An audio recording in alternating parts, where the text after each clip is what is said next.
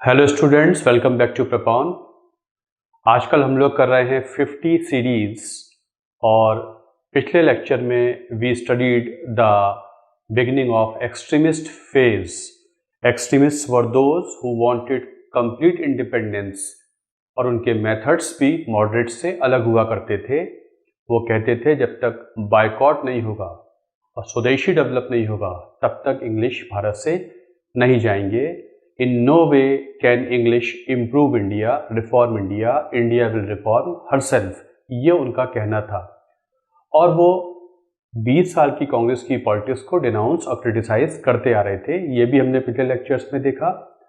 और जब 1905 का वक्त आता है, मतलब जो कर्जन के 6 साल थे मैंने बताया था, वो 1899 से 1905 तक, तो वो हालात बन गए थे कि एक्सट्रीमिस्ट टेक ओवर करें। और वो मौका तब आ जाता है जब कर्जन के छोटे छोटे जो एक्शंस थे, जिसमें उसने कलकत्ता कॉरपोरेशन एक्ट पास किया है, जिसमें इंडियंस की रिप्रेजेंटेशन उसने कम की है। ऐसे ही उसने यूनिवर्सिटीज एक्ट पास किया है, जिसमें कॉलेज को ग्रांट्स इन एड और एफिलिएशंस की कंडीशन ऑफिशियल्स के हाथ में दे दी है in place of elected people. ऐसे ही उसने ऑफिशियल सीक्रेट्स एक्ट पास किया है, जिसमें उसने प्रेस फ्रीडम खत्म किया है। और सबसे डेंजरस मेजर तो कर्जन का था पार्टीशन ऑफ बंगाल। और जब बंगाल विभाजन होता है, पार्टीशन ऑफ बंगाल होता है, तो gradually swiftly the extremist took over the reins of freedom struggle in their hands. और लाल बाल पाल का ग्रुप फ्रीडम स्ट्रगल को ग्रेजुअली अपने हाथ में ले लेता है और शुरू हो जाता है फ्रीडम स्ट्रगल का पहला मूवमेंट कॉल्ड स्वदेशी एंड बायकॉट मूवमेंट और स्वदेशी मूवमेंट। आज देखते हैं स्वदेशी मूवमेंट के बारे में।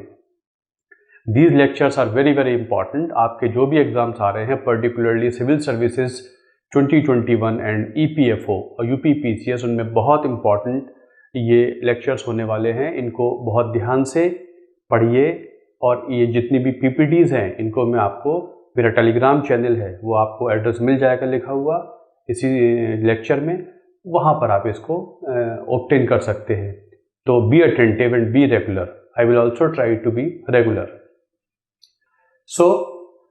बैकग्राउंड बताता हूँ आपको। ये बैकग्राउंड जानना बहुत ज़रूरी है। ये बैकग्राउंड जो मैं आपको बता रहा हूँ, ये करंट अफेयर्स की जो इश्यूज़ आसाम में, बंगाल में लैंग्वेज को लेके कई बार उठती रहती हैं, वहाँ भी आपके काम आएगा। ये बैकग्राउंड देखिए आपको पता है 1757 में बंगाल जब बैटल ऑफ प्लासी होती है, तो Bengal came under the control of East India company. तो 1757 से जो बंगाल प्रेसिडेंसी बनी है, 3 प्रेसिडेंसी होती थी, बंगाल, मद्रास एंड बॉम्बे। हम बंगाल प्रेसिडेंसी की बात कर रहे हैं। जो बंगाल प्रेसिडेंसी बनी है वो इतनी बड़ी है कि आधा नॉर्दर्न इंडिया ही पूरा लगभग है। कैसे, समझ लीजिए। बंगाल प्रेसिडेंसी में उस समय बंगाल, बिहार, उड़ीसा, जो बंगाल है एक्चुअली इस समय, उस समय यूपी जो है आज का, ये भी बंगाल प्रेसिडेंसी में होता था। फोर्ट विलियम जो कलकत्ता में है, वहाँ से गवर्न होता था। दिल्ली भी बंगाल प्रेसिडेंसी में आता था। सेंट्रल प्रोविंसेस का मतलब जो मध्य प्रदेश है, ये भी बंगाल प्रेसिडेंसी में आता था। छोटा नागपुर जो है नॉर्थ ईस्टर्न जो मध्य प्रदेश था, ये भी आता था। और आसाम, ये सब बंगाल प्रेसिडेंसी में उस समय आया करता था। लेकिन रीऑर्गेनाइजेशन की बात उठने लगती है। Bengal was very very big, इसलिए as early as 1836 north west province create किया जाता है, जिसे आज यूपी कहते हैं, मेजर पार्ट जो है।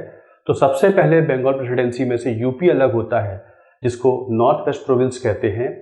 1854 में जब डलहौजी हुआ करता है, तब बंगाल में जो गवर्नर जनरल भारत का है, उसको पूरे भारत को देखना है, तो बंगाल में एक लेफ्टिनेंट गवर्नर प्रोविंस बंगाल को बना दिया जाता है। मतलब अब governor general would not have to look after the whole Bengal, ना, it will be look after by a lieutenant governor. मतलब उसकी रिक्वायरमेंट बहुत ज़्यादा है, इसलिए it became a lieutenant governor province.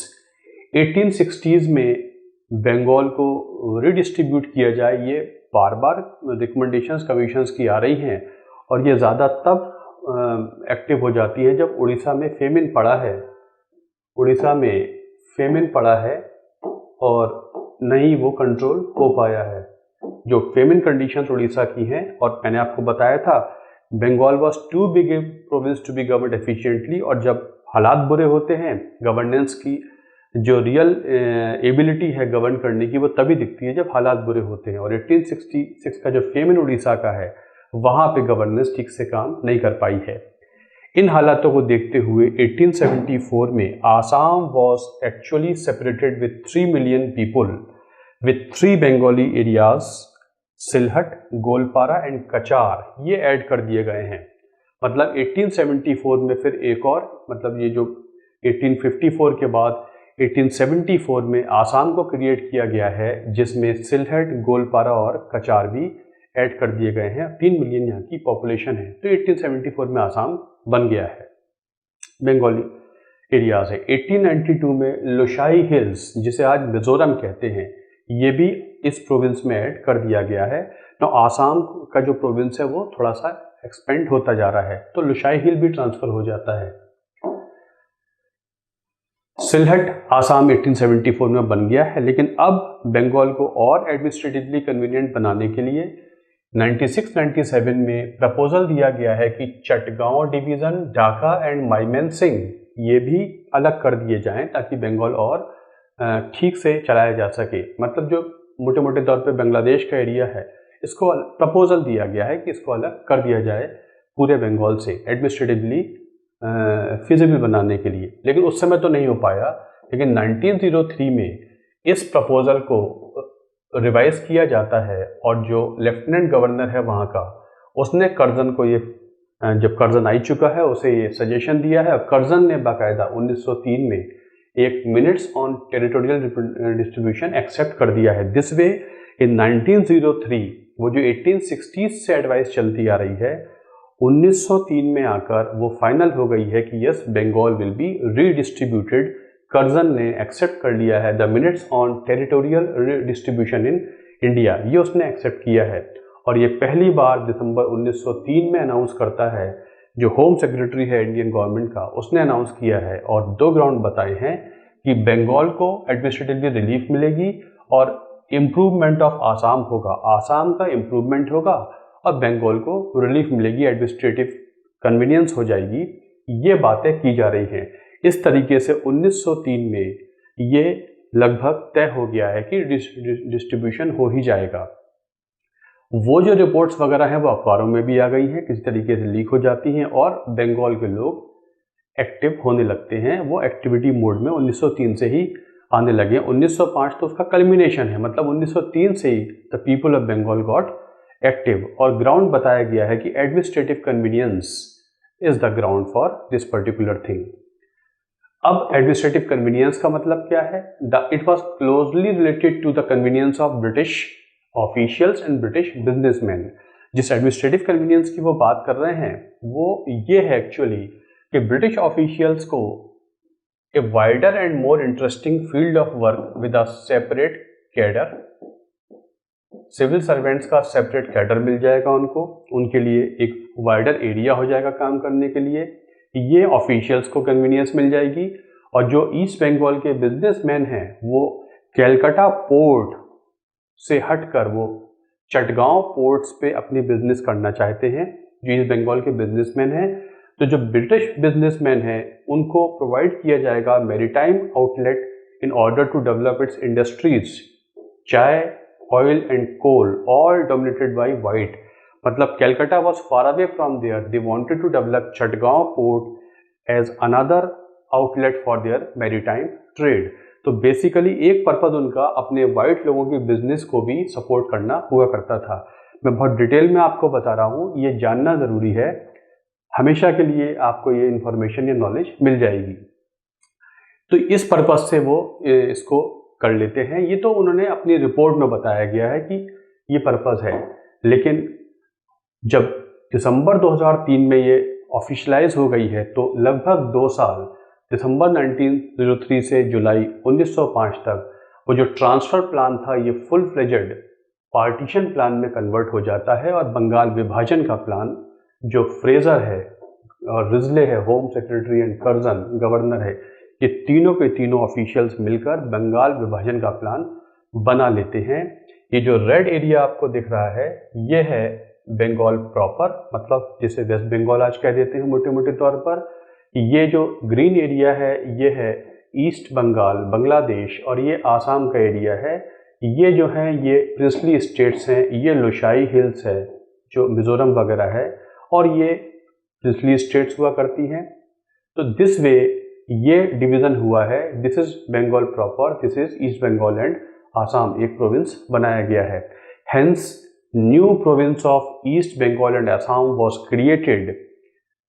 Chittagong, Dhaka and Rajshahi divisions. Hill Tippera का मतलब होता है त्रिपुरा, हिल टिपेरा, ये हिल टिपेरा है, दिस होता है Tripura, and Malda apart from Assam. This way this new province of East Bengal and Assam carve out होगा पूरे बंगाल से, ऐसा जुलाई 1905 में अनाउंस, बाकायदा ऑफिशियल डिक्लेरेशन इसकी हो जाती है। तो ये डिवीजन हो जाता है। रियल मोटिव क्या है, ये तो ऑफिशियल रिपोर्ट्स कह रही है कि इस पर्पस से किया गया। रियल मोटिव ये है, ध्यान से सुनिएगा, to suppress the rising tide of Indian nationalism whose nerve centre was Bengal. मैंने आपको बताया था जब कर्जन आता है उसने बोला है कि Congress is tottering to its fall and I will give it a peaceful demise. Congress को वो खत्म करना चाहता है because Congress is the real force behind the Indian nationalism, और इंडियन नेशनलिज्म को उसे ख़त्म करना ही करना है, और बंगाल उसका गढ़ है, उसका सेंटर है। इसलिए उसने बंगाल को चुना है कि बंगाल का जो ब्रदरहुड है, बंगाल का नेशनलिज्म है, इसको ख़त्म, इंडियन नेशनलिज्म का जो रियल एनर्जाइजिंग फोर्स है वो बंगाल है, इसलिए उसने बंगाल को चुना है। क्यों बंगाल को उसने चुना? क्योंकि बंगाल में ही सबसे पहले एजुकेशन आई है, बंगाल में ही सबसे पहले पॉलिटिकल कॉन्शियसनेस होती है, मतलब फ्रीडम स्ट्रगल की बातों में, पॉलिटिकल कॉन्शियसनेस में, इंडस्ट्रियल डेवलपमेंट में, हर चीज़ में बंगाल सबसे आगे है। जो रियल बेनिफिट होता है ब्रिटिश रूल का, जिसे वो वेस्टर्नाइजेशन कह देते हैं, हम सोचते हैं मॉडर्नाइजेशन होना चाहिए था, उसका बेनिफिट सबसे पहले बंगाल में हुआ है। इसलिए कांग्रेस को बंगाल से चलाया जाता है, और अगर बंगाल ही ध्वस्त हो जाएगा तो फ्रीडम स्ट्रगल अपने आप, नेशनलिज्म अपने आप खत्म हो जाएगा। That's why he wanted to suppress और destroy Bengal, because it is Bengal only which is in the forefront of freedom struggle. जो भारतीय राष्ट्रवाद है, राष्ट्रीय मूवमेंट है, इसमें बंगाल आगे है, सबसे आगे है, तो बंगाल को ध्वस्त करना ज़रूरी है, इसलिए उसने बंगाल को चुना है। दूसरा, वो जानते हैं कि हिंदू मुस्लिम की यूनिटी ये बहुत डेंजरस है अंग्रेज़ों के लिए। शायद हिंदू मुस्लिम यूनिटी का फ़ायदा इंडियंस ना जान पाए हों, लेकिन हिंदू मुस्लिम यूनिटी का क्या डेंजर हो सकता है ये अंग्रेज़ इंडियंस से पहले जानते थे। कि इंडियंस नहीं जानते थे कि हमारी यूनिटी कितनी कारगर है, अंग्रेज़ जानते थे कि अगर ये एक हो जाएंगे तो डेंजरस हो सकता है। तो they wanted to divide Hindus and Muslims, which was a very very important feature of Indian system.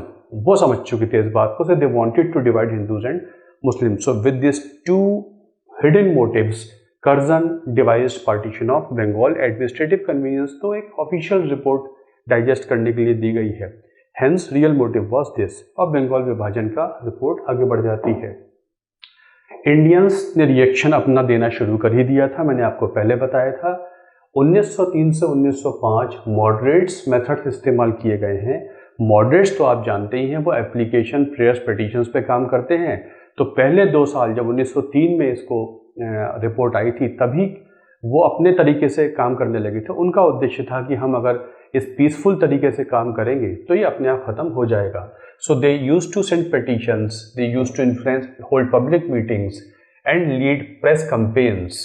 Purpose क्या था? मतलब उनके जो ट्रेडिशनल मेथड्स होते थे, पिटीशंस हैं, प्रेस कैंपेन्स हैं, मीटिंग्स हैं, लोगों को एजुकेट करना है, पर्पस ये था कि we should mould public opinion in India as well as in England. लोगों की जो ओपिनियन है उसको मोल्ड करते हैं and prepare a foolproof case for its annulment. इस तरीके से करते हैं कि ये ख़त्म हो ही जाए, इसको हम ख़त्म करा लेंगे, इसे डाइल्यूट करा देंगे, डिसॉल्व करा देंगे। इस उद्देश्य से 2 साल तक तो इसे मॉडरेट्स चलाते हैं लगभग। लेकिन जल्दी ही जब फॉर्मल अनाउंसमेंट हो जाता है जुलाई 1905 में, ये बता दिया गया है कि बंगाल विभाजन होना ही होना है, तब प्रॉब्लम होने लगती है। और अगस्त 1905 को कैलकाटा में फिर ये फॉर्मल बिगनिंग होती है, जब पास हुआ है boycott resolution. It was in August 1905, जब जुलाई में फॉर्मल अनाउंसमेंट हो गया है कि बंगाल विभाजन हो ही जाएगा, तब मीटिंग हुई है लीडर्स की और बायकॉट रेजोल्यूशन अडॉप्ट किया गया है। क्वेश्चन आता है बायकॉट का आइडिया कहाँ से आया, तो आप बोलेंगे कि बायकॉट का आइडिया एक संजीवनी नाम की पत्रिका में छपा है जिसको निकालते थे कृष्ण कुमार मित्र। याद रखिएगा, the idea of Bengal was published in a journal called Sanjivani brought out by Krishna Kumar Mitra. वहीं से ये आइडिया लिया गया। Now they wanted to go for boycott. यहाँ से आइडिया आ जाता है बायकॉट का। बंगाल विभाजन का मूवमेंट बायकॉट मूवमेंट या स्वदेशी, बायकॉट के साथ स्वदेशी चलना ही चलना है, उसका कॉन्कॉमिटेंट है, साथ ही चलेगा, तो स्वदेशी बायकॉट मूवमेंट हो जाता है। This way formally it started. सितंबर में वहाँ की पार्लियामेंट में इसे ओके कर दिया गया है और 16 अक्टूबर डेट दी गई है, बंगाल विभाजन आ जाएगा। छोटे इम्तिहानों में यह आ जाता है कि पार्टीशन डे वॉज 16 अक्टूबर 1905, मतलब 16 अक्टूबर 1905 से दो बंगाल एग्जिस्ट करना शुरू कर देंगे। Bengal proper, Calcutta headquarter with 50 million population. जो वेस्ट बंगाल है, बंगाल प्रॉपर है जिसमें बिहार उड़ीसा भी है, इसमें 55 मिलियन के आसपास लोग हुआ करेंगे। पूरे बंगाल में लगभग 78 मिलियन लोग होते थे मोटे तौर पे। और ईस्ट बंगाल आसाम में जिसका ढाका हेडक्वार्टर है, 18 मिलियन लोग मुस्लिम्स हुआ करेंगे और 12 मिलियन हिंदू हुआ करेंगे। ये उन्होंने लगभग 31 मिलियन लोग यहाँ होंगे, 55 मिलियन लोग यहाँ होंगे, इस तरीके से डिवीज़न किया है। लगभग वही 77-78 मिलियन पॉपुलेशन उस समय बंगाल की हुआ करती है।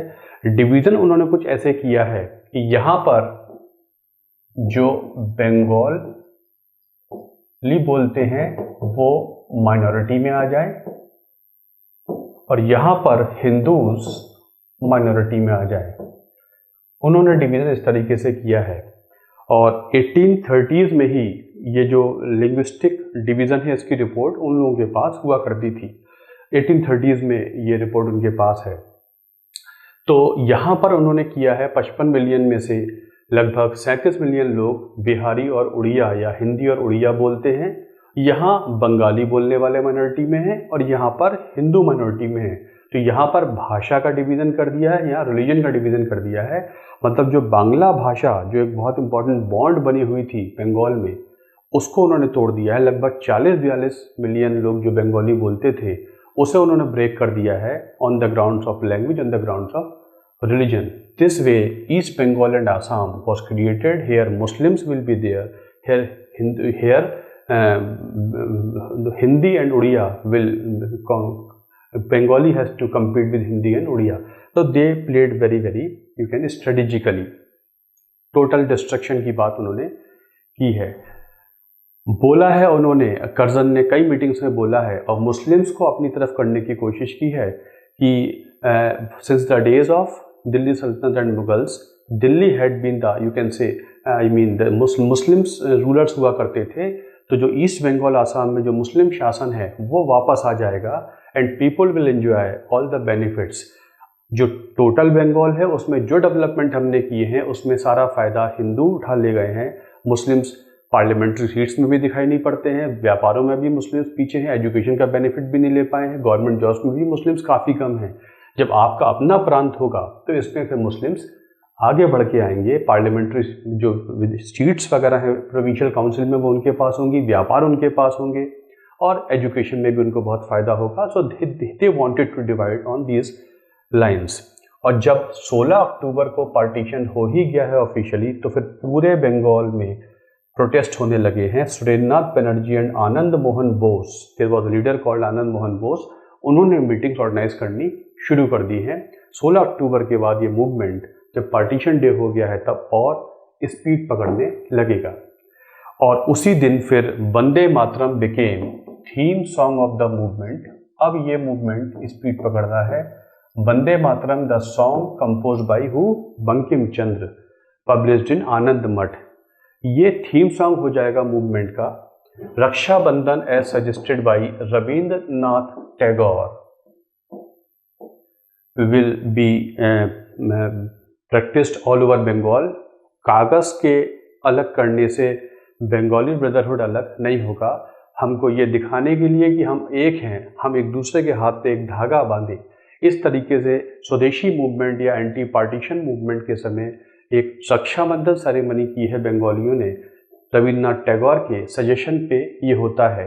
उसी दिन 16 अक्टूबर को कलकत्ता में सबसे बड़ी मीटिंग हुई है, मतलब फ्रीडम स्ट्रगल में इतनी बड़ी गैदरिंग नहीं हुई थी जब में लगभग 50-75 हज़ार लोग इकट्ठे हुए हों किसी एक पर्टिकुलर इशू के अगेंस्ट। इतना बड़ी गैदरिंग भारत में अभी तक नहीं हुई थी और डोनेशंस एज हाई एज 50,000 रुपये इकट्ठा हुआ है लोगों ने मूवमेंट को आगे बढ़ाने के लिए। मतलब intensity of the movement I want to show you was there, होती जा रही है पूरे बंगाल में, बल्कि पूरे भारत में ग्रेजुअली फैलना शुरू हो जाएगा। इसका कल्चरल डायमेंशन क्या है ये सब हम बाद में देखेंगे। रविन्द्रनाथ टैगोर ने अमर सोनार बंगला एक गाना भी कंपोज किया है, वो हम कल्चरल डायमेंशन में देखेंगे। दिस वे 16 अक्टूबर को ये एक्टिविटीज होने लगी हैं और पूरे बंगाल में इंटेंस एक्टिविटी हो जाती है। बायकॉट बिगेन, जो सजेशन दिया गया था कृष्ण कुमार मित्रा ने अपने जर्नल में, वो हो जाता है फॉरेन गुड्स एजुकेशन कोर्स, मतलब जितने सिंबल्स ऑफ ब्रिटिश एसोसिएशन हैं सबके अगेंस्ट हम काम करेंगे और स्वदेशी को प्रमोट करेंगे।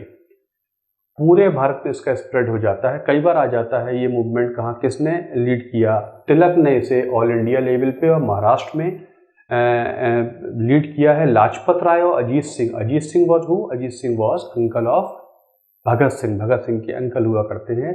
पंजाब में ये इसको लीड करते हैं V O Chidambaram Pillai, led it to Maharashtra, और यहाँ पर बिपिन चंद्र पाल ने मद्रास प्रोविंस में बिपिन चंद्र पाल के टूर हुए हैं स्वदेशी के कॉल को लेकर, बहुत इंपॉर्टेंट रोल प्ले किया है। और हैदर रजा ने दिल्ली में किया है, वेरी वेरी इंपॉर्टेंट, ये यूपीएससी एग्जाम में काफ़ी पहले आ चुका है। स्वदेशी movement in Delhi was led by हूँ और प्रोपोगेटेड बाई हूँ? हैदर रजा इन दिल्ली। दिस वे इसका ऑल इंडिया स्प्रेड भी होने लगा है और पूरे भारत में, इशू तो बंगाल की है लेकिन पूरे भारत में ये इशू जनरेट होने लगी है और कैरी ऑन होती जा रही है। 1905 में वो जो अगस्त में बायकॉट रेजोल्यूशन पास किया था कुछ लीडर्स ने, अब उसे कांग्रेस का सेशन होता है बनारस में, गोखले अध्यक्ष हैं। कांग्रेस ने इस मूवमेंट को एक्सेप्ट कर लिया है। Swadeshi and boycott for Bengal approved in the Banaras session. 1905 में जब स्वदेशी मूवमेंट शुरू हो गया था, बायकॉट रेजोल्यूशन एक्सेप्ट कर लिया गया था, तो कांग्रेस का सेशन बनारस में होता है। गोखले वॉज प्रेसिडेंट और कांग्रेस ने ऑफिशियली फॉर्मली स्वदेशी और बायकॉट की परमिशन दे दी है 1905 के बनारस सेशन में। लेकिन एक्सट्रीमिस्ट अब थोड़ा सा चेंज चाहते हैं। वो कहते हैं मूवमेंट ऑल ओवर इंडिया होना चाहिए, बियॉन्ड बायकॉट जाएं। गोखले और ग्रुप का कहना है कि बायकॉट कर लेते हैं, हम सामान का बायकॉट कर लेते हैं, अभी हम एजुकेशन का बायकॉट ना करें, सामान का सिंबॉलिक बायकॉट कर लेते हैं, हमारे पास अभी ऑल्टरनेटिव्स नहीं है अपने बच्चों को देने के लिए, इसलिए सिंबॉलिक बायकॉट कर लेते हैं और बंगाल तक सीमित रखते हैं। लेकिन एक्सट्रीमिस्ट चाहते हैं ये ऑल इंडिया लेवल पे लड़ा जाए और बायकॉट एक छोटी सी बात है, इसको फुल स्केल मास पॉलिटिकल मूवमेंट बनाया जाए। एक्सट्रीमिस्ट अब इसको कहते हैं कि बंगाल विभाजन रद्द कराना एक छोटा सा एम हो गया है, अब तो हम इसे फुल फ्लेजेड इंडिपेंडेंस मूवमेंट बना लेंगे। बंगाल विभाजन की इशू अब साइड में कर दी है उन्होंने, इसको ये मौका है, हम इसको फुल फ्लेजेड मूवमेंट पूरे भारत में बना लेंगे। ये यहाँ से कुछ बहस सी शुरू हो जाती है एक्सट्रीमिस्ट और मॉडरेट्स में। तो कलकत्ता ये जो सेशन 1905 का है, यहाँ तो इतनी प्रॉब्लम शुरू तो हो जाती है लेकिन बहस सी छिड़ने लगती है। उधर 1905-1906 में मूवमेंट चलता जा रहा है। 1906 में होता है कलकत्ता सेशन। कलकत्ता सेशन में दादा भाई नौरोजी अध्यक्ष बनते हैं 1906 में कलकत्ता सेशन। एंड हेयर आपके इंफॉर्मेशन के लिए, जिन्ना acted as secretary to Dada Bhai Nauroji in this Calcutta session। याद रखेंगे, in the Calcutta session Jinnah acted as secretary to दादा भाई नौरोजी। यहाँ पर चूंकि एक्सट्रीमिस्ट का प्रेशर होने लगा है तो दादा भाई नौरोजी ने स्वराज की डिमांड की है। We want swaraj within the British imperial framework. आपको याद होगा ये क्वेश्चन आ जाता है कि सबसे पहले स्वराज की डिमांड कांग्रेस ने फॉर्मली कहाँ से की थी? It was in Calcutta session. और आप समझ रहे हैं हालात कि एक्सट्रीमिस्ट प्रेशराइज करने लगे हैं कि अब फुल स्केल मास स्ट्रगल होनी चाहिए। बंगाल विभाजन तो एक छोटी सी इशू हो जाती है, इसको बड़ा मूवमेंट बनाते हैं। इस प्रेशर में मॉडरेट्स रेडी हैं, now they started demanding Swaraj. This way it was the first, you can say, clear-cut demand of Swaraj by Congress in the Calcutta session demanded by Dadabhai Naoroji. We want the Swaraj which we have given to the colonies of Australia and Canada. मतलब हम crown को मांगते रहेंगे but हमको self rule देना चाहिए। और कलकत्ता में 4 रेजोल्यूशंस भी पे डिस्कशन हुआ है, स्वदेशी resolution, Swaraj, boycott, national education. चारों को याद करिएगा, वेरी वेरी इंपॉर्टेंट। ये कहलाते हैं 4 कलकत्ता रेजोल्यूशंस, वेरी इंपॉर्टेंट।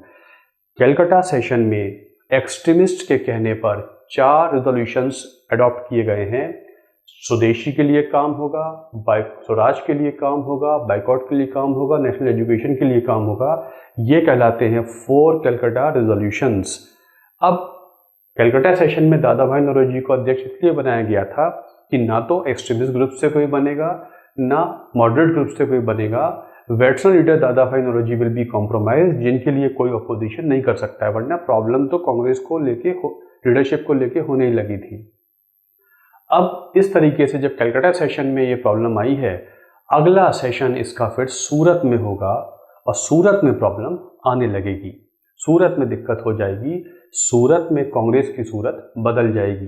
किस सूरत में कांग्रेस की सूरत बदली है, क्या वो सूरत थी, वो तो हम अगले लेक्चर में देखेंगे। लेकिन अगले साल तक आते आते उधर मूवमेंट अपनी जड़ें पकड़ चुका है। मूवमेंट की कल्चरल डायमेंशन, क्या समिति चलाई गई थी, क्या एजुकेशनल इंस्टीट्यूशंस डेवलप हुए थे, कौन सी इंडस्ट्रीज डेवलप हुई थी। मतलब कहने का है कि स्वदेशी में क्या क्या हुआ, चाहे वो एजुकेशन हो, चाहे इंडस्ट्रियल डेवलपमेंट हो, चाहे वो टिस्को, टाटा स्टील वगैरह के आधार बनना शुरू हुआ हो, या कॉटन मिल्स हो, या जूट मिल्स हो, या केमिकल इंडस्ट्री हो, या स्टीम नेविगेशन कंपनी तमिलनाडु में हो। ये सारा आधार कुछ इस समय ही रखा गया था। पहली बार भारत में स्वदेशी की जड़ें डेवलप होनी शुरू हो जाएंगी। इस तरीके से आ जाएगा आगे चलकर सूरत सेशन 1907। अब सूरत सेशन में क्या क्या होगा, कैसे मूवमेंट आगे बढ़ेगा और कैसे सप्रेस किया जाएगा, क्या अंग्रेजों ने किया है और क्या कांग्रेस ने खुद कर लिया है, वो हम अगले लेक्चर में देखेंगे।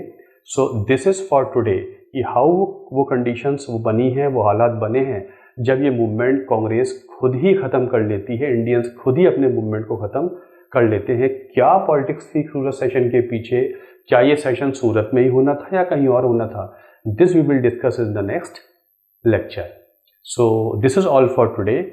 Thanks a lot for watching this video. इसको लाइक कीजिए, शेयर कीजिए और नोट्स अपने बनाते जाइए, ज़रूरी है। और इनको मैं अपने टेलीग्राम पे भी अवेलेबल करा दूंगा, वहाँ से आप इनको ले सकते हैं। So thanks a lot.